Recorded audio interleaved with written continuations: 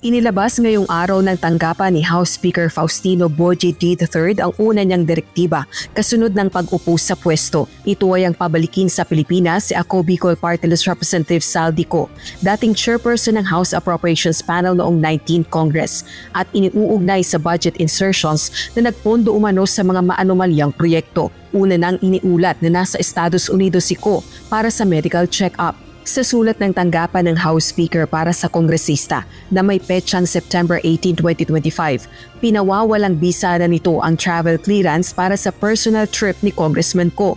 Anya, ginawa ito alang-alang sa interes ng publiko at sa gitna ng matitinding isyu sa bansa na nangangailangang harapin ito ng personal. Sa loob ng 10 araw matapos matanggap ang abiso, kinakailangan ng makabalik ng Pilipinas ang kongresista.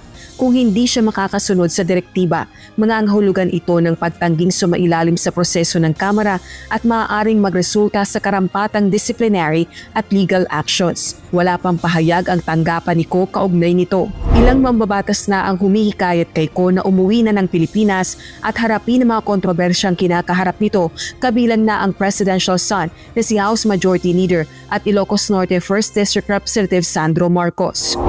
Naniniwala naman ang ilan pang kongresista na mapahuhupa ang galit ng publiko sa katiwalian kung mapauuwi na ng bansa si Congressman Ko.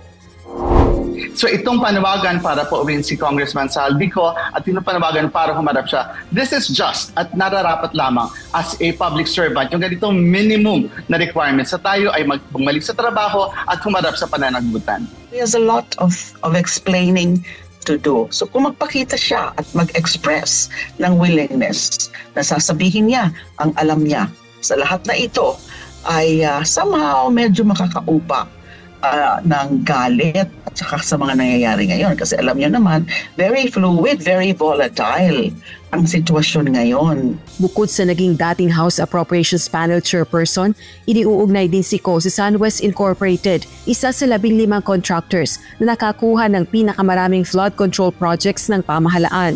Gayunman, nag-divest na umano ito sa kumpanya noong 2019.